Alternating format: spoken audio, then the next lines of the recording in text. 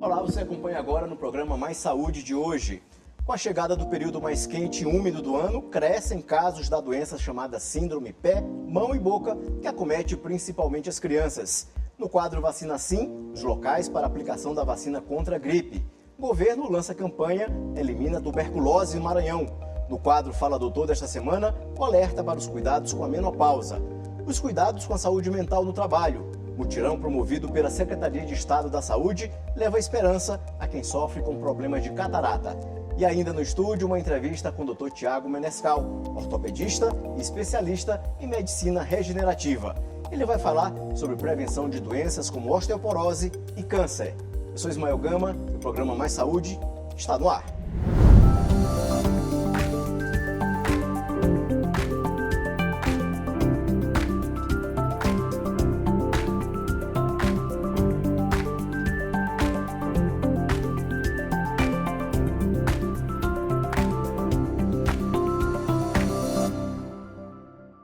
Com a chegada do período mais quente e úmido do ano, cresce a preocupação com as doenças típicas dessa época, principalmente entre as crianças. Uma delas é a chamada síndrome mão-pé-boca, que provoca febre, feridas na boca e lesões na pele. Apesar de ser comum na infância, a doença pode afetar pessoas de todas as idades. E o mais importante, é altamente contagiosa. Estas são imagens do Sebastian. Ele tem 3 anos e contraiu o vírus que causa a doença popularmente conhecida como pé-mão-boca. Ele foi mais afetado na língua. Neste período, é comum o surgimento desta infecção contagiosa que provoca lesões na boca e erupções cutâneas nas mãos e pés. É mais comum em crianças, mas também pode afetar adolescentes e adultos. A mãe do Sebastian lembra como tudo começou. Ele se queixava muito de dor na boca, né? À noite, na hora de dormir, ele não conseguia dormir direito. E aí, uma vez pela manhã, na segunda vez que ele reclamou, a gente viu a boca e na ponta da língua tinha uma afta. A pediatra dele avaliou, viu direitinho e viu que ele estava com lesões na garganta. Além da língua, tinha garganta e ele começou a ter bolinhas vermelhas nos pés. E aí ela disse que era de fato pé, mão, boca. A transmissão ocorre em contato direto com a saliva, fezes ou outras secreções. O período de maior transmissão acontece durante a primeira semana da doença. A boa notícia é que, na maioria dos casos, os sintomas são leves e podem ser confundidos com um resfriado comum. Esta fisioterapeuta trabalha com a laserterapia, tratamento que utiliza um laser de baixa potência para estimular a reparação tecidual e a cicatrização, e fala sobre a doença. É um período sazonal da doença, da síndrome mão-pé-boca. É uma doença viral altamente contagiosa entre as crianças, principalmente nessa faixa etária até 5 anos de idade. E é um período que ela se prolifera muito, porque é o período chuvoso, é o período que está mais úmido. Então, os vírus eles realmente se aproveitam desse período para se proliferar. O interessante é que a Júlia tem um filho de 3 anos, que também já foi infectado com o vírus. Os pais devem ficar atentos aos principais sintomas: febre, erupção cutânea nas mãos, pés e boca, ulcerações dolorosas na boca, estomatite, que são aquelas aftas na boca. Não existe tratamento específico para a doença. Os sintomas são aliviados com analgésico e antitérmicos. Agora, os pais devem ficar atentos para a hidratação e também ofertar uma comida leve para diminuir o desconforto na boca da criança.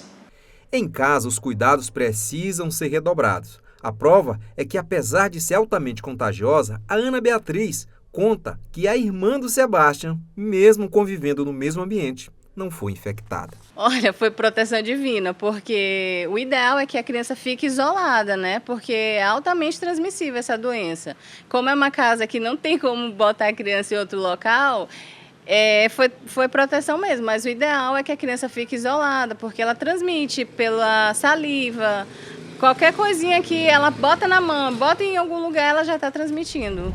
Agora os locais das principais unidades de saúde que a vacina contra a gripe está disponível. No nosso quadro Vacina Sim.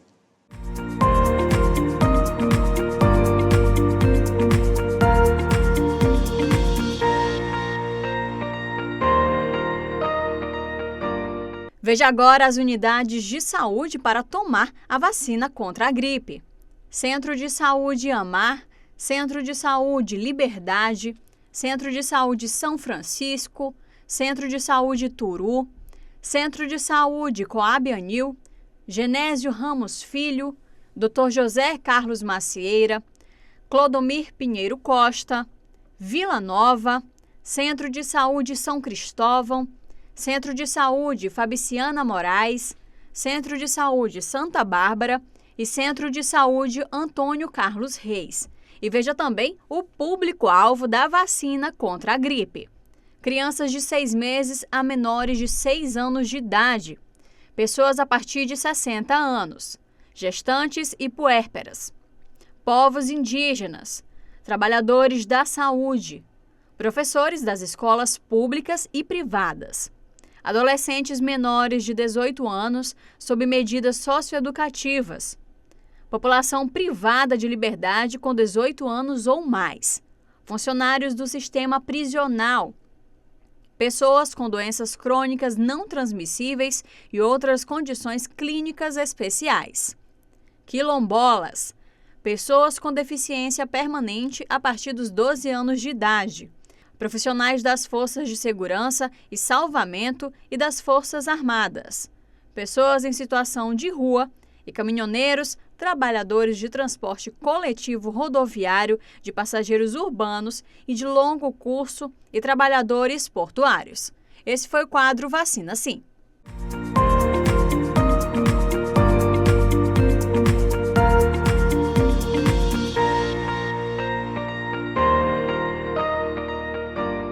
Os números preocupam. O Maranhão tem registrado aumento consecutivo nos casos de tuberculose nos últimos 5 anos. A doença, que tem cura, ainda representa um desafio de saúde pública no estado. Para enfrentar esse cenário, o governo lançou a campanha Elimina a Tuberculose Maranhão, com ações de identificação e monitoramento de casos.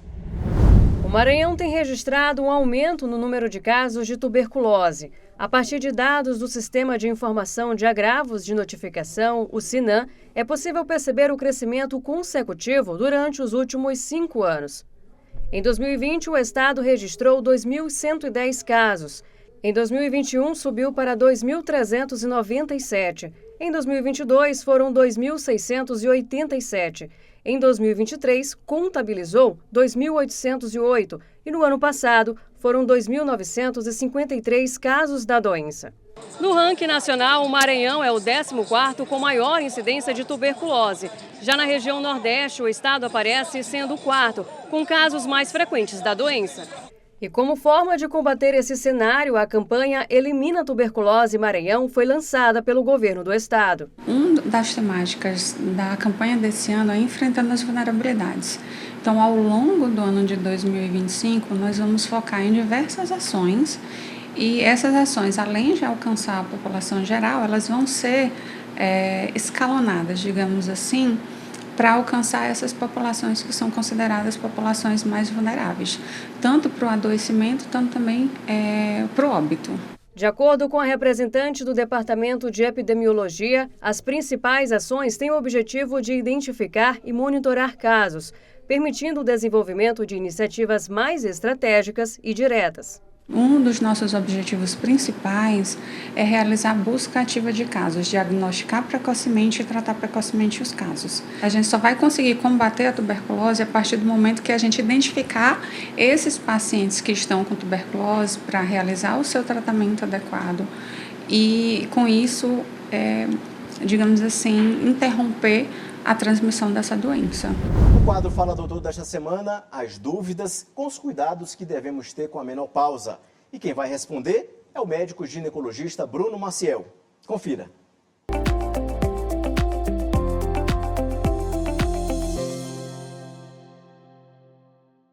Eu queria saber qual a diferença entre a menopausa e o climatério.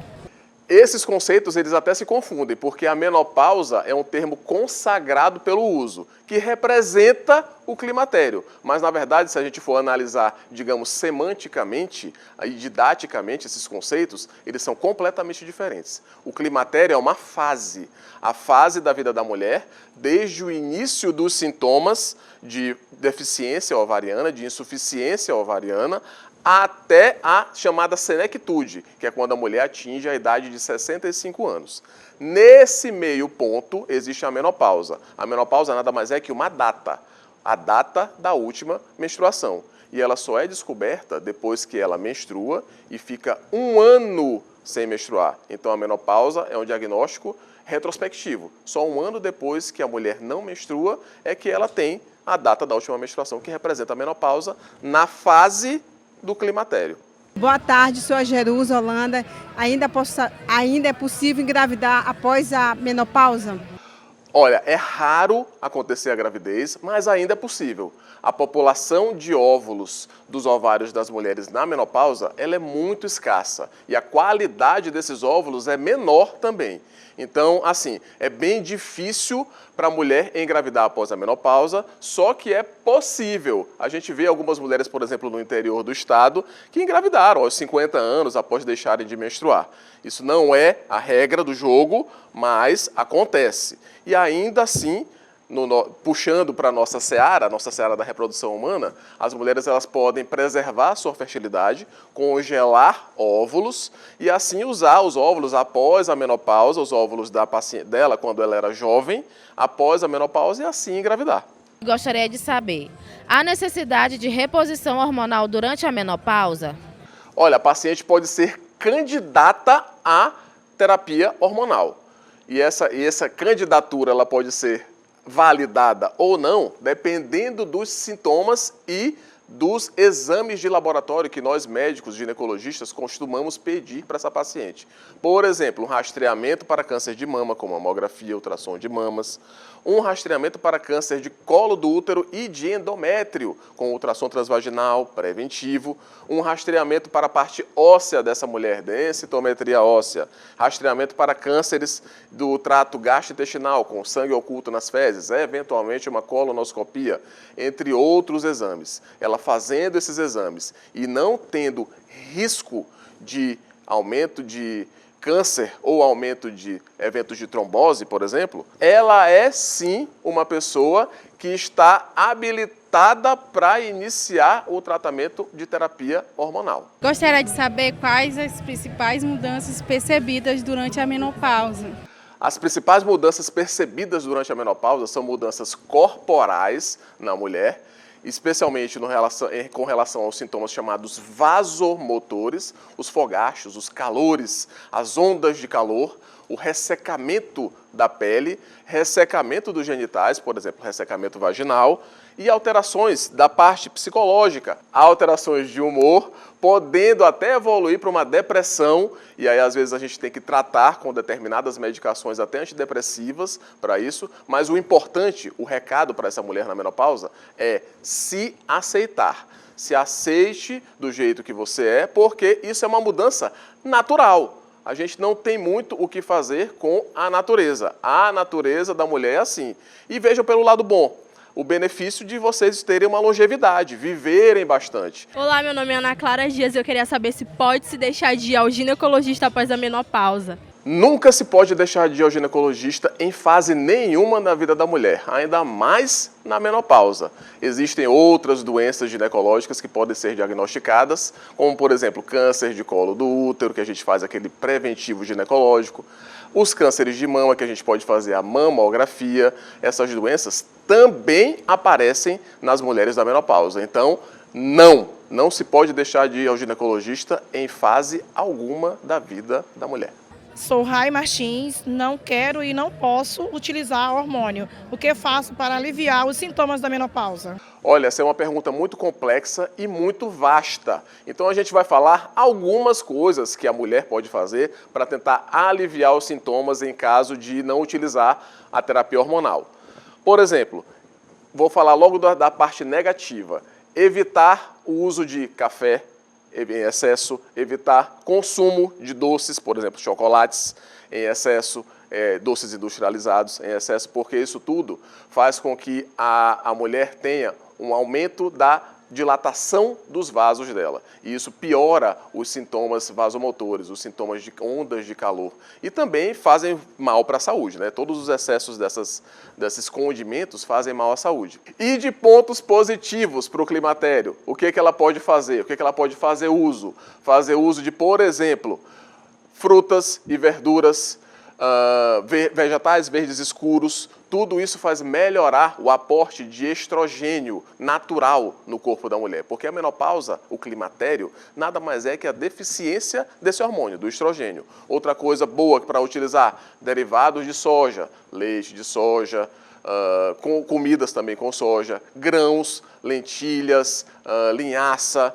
Todas essas coisas que no final das contas são boas para melhorar a dieta dela, também são boas para aliviar os sintomas da menopausa.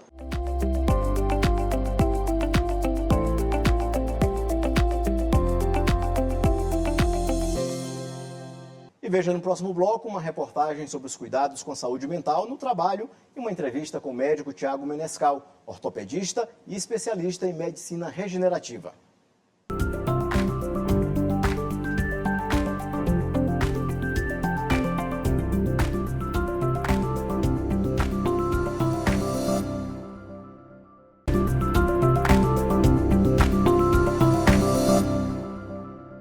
O número de trabalhadores afastados por transtornos mentais no Brasil é alarmante. Só no ano passado, quase 500 mil de pessoas precisaram de licença médica por conta de problemas emocionais relacionados ao ambiente profissional. No Maranhão, quase 4.000 afastamentos foram registrados com esse diagnóstico. Para enfrentar essa realidade, o Ministério do Trabalho atualizou uma norma que obriga empresas a adotarem medidas voltadas à saúde mental dos colaboradores. O Brasil vive uma crise de saúde mental que vem impactando diretamente o cotidiano de trabalhadores e empresas. É o que aponta um levantamento feito pelo Ministério da Previdência Social.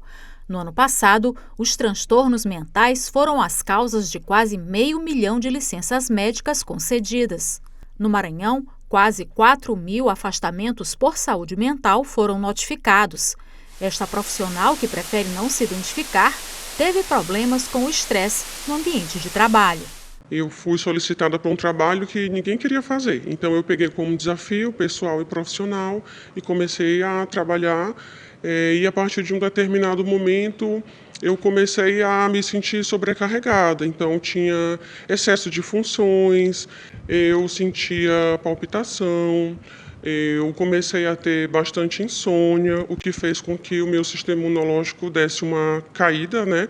Fiquei bastante nervosa com uma notícia a respeito de algo que a empresa ia passar, né? Uma instabilidade e algo que poderia me atingir diretamente. Então, nesse dia, eu tive visão borrada e fiquei praticamente sem enxergar nada durante 30 minutos. Para tentar diminuir esses números tão preocupantes, o Ministério do Trabalho e Emprego atualizou uma norma regulamentadora que obriga as empresas a adotarem medidas específicas que possam garantir a saúde mental dos seus colaboradores. Entre elas, as medidas que devem ser adotadas estão: realizar análise ergonômica do trabalho, incluindo aspectos como carga mental e organização de tarefas, implementar programas de apoio psicológico para os colaboradores, estabelecer políticas contra assédio e discriminação, monitorar níveis de estresse no ambiente de trabalho, promover equilíbrio entre vida profissional e pessoal dos funcionários.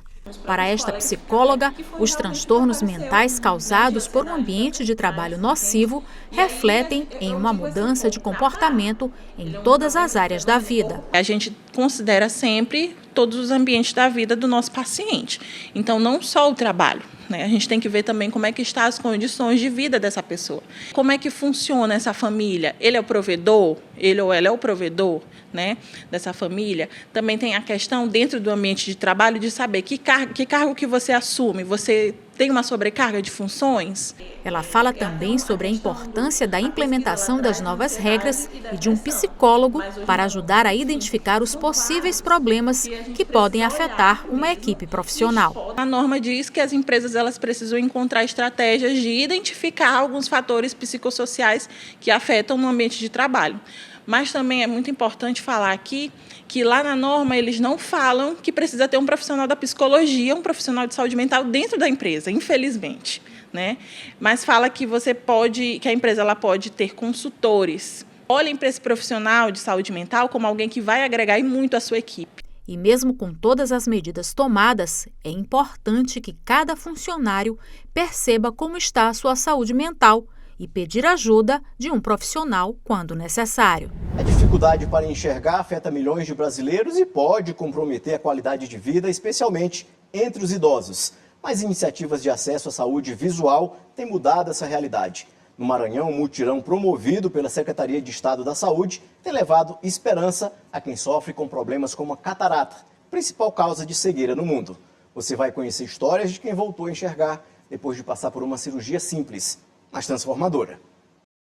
Tudo que Dona Socorro quer é enxergar melhor. Para isso, não perdeu tempo. Participou do mutirão de cirurgias oftalmológicas oferecido pela Secretaria de Estado da Saúde. É maravilhoso, ele passa muita segurança, tratamento VIP, atenção assim, maravilhoso. A catarata é o embaçamento do cristalino, que provoca a perda progressiva da visão. E é a principal causa de cegueira em todo o mundo, como explica este oftalmologista. Acontece que essa lente, que antes era transparente, ela vai ficando opaca, ela vai ficando amarela, até chegar ao ponto que ela fica branca e cobre toda a visão da pessoa, levando à cegueira. Os sintomas da catarata são basicamente um embaçamento progressivo da visão. Catarata não dói, catarata não arde, catarata não gera nenhum outro tipo de incômodo, apenas embaçamento progressivo e perda de visão. Mas a cirurgia por meio de um procedimento ocular que remove o cristalino opaco e implanta uma lente artificial pode restaurar a visão.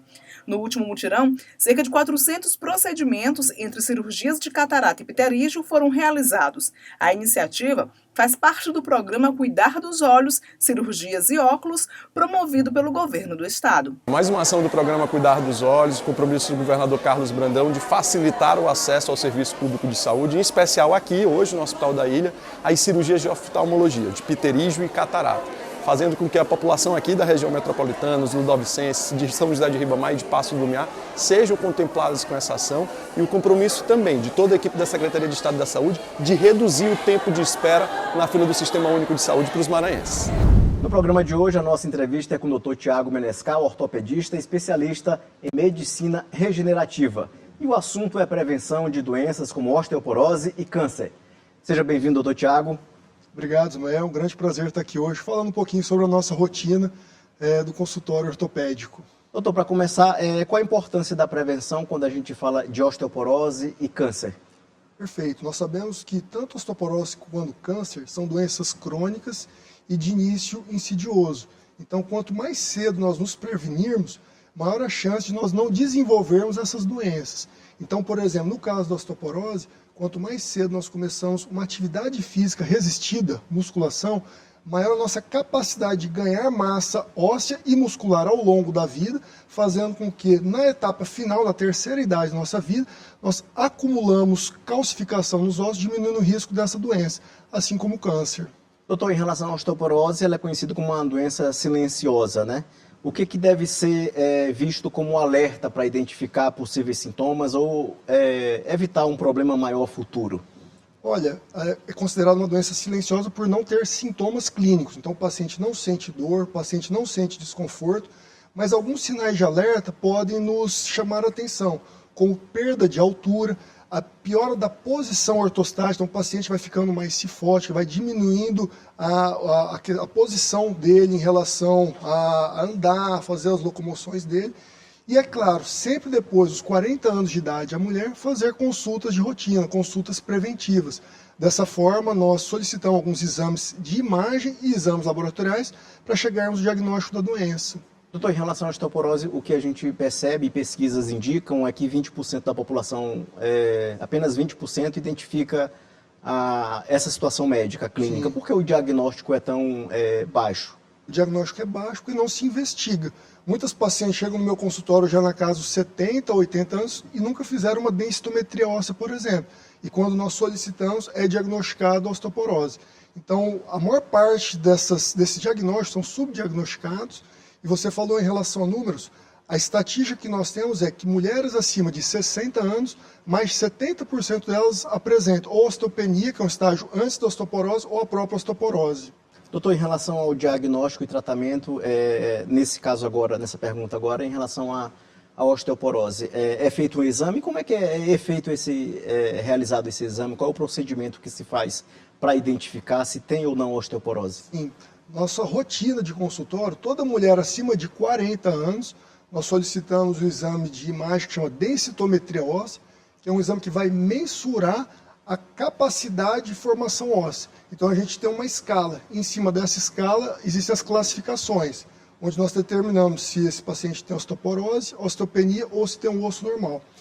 E junto a isso nós solicitamos também alguns exames de sangue. Nos exames de sangue nós solicitamos um hemograma, os níveis de cálcio, de vitamina D, de magnésio, que são todos elementos fundamentais para o metabolismo ósseo. E se nós identificamos alguma alteração desses exames, desses marcadores, nós começamos uma suplementação preventiva, mesmo o paciente que ainda não tem uma osteoporose. Doutor, e no caso, os tratamentos inovadores para osteoporose, o que se tem de mais atual? Perfeito. A osteoporose já instalada, nós precisamos lançar mão de tratamentos medicamentosos. Então existem hoje medicações que nós, por exemplo, de fácil praticidade, porque o grande desafio da osteoporose, por ser uma doença silenciosa e de perfil crônico, o paciente precisa sempre estar usando a medicação. Então hoje nós temos medicações, por exemplo, o azoledrônio, que pode ser usado uma vez por ano. Então facilita muito a adesão ao tratamento, do que ficar todo dia usando o comprimido. Então, além disso, é importante nós avaliarmos o perfil hormonal desse paciente. Esse paciente precisa estar com níveis hormonais bons, porque os hormônios fazem sinalização celular para que as células do osso, como os osteoblastos, os osteoclastos, funcionem de forma harmônica. Então a gente precisa ver se esse paciente não tem déficit hormonal e, se tiver, fazer uma reposição para que essa sinalização ocorra de forma eficiente.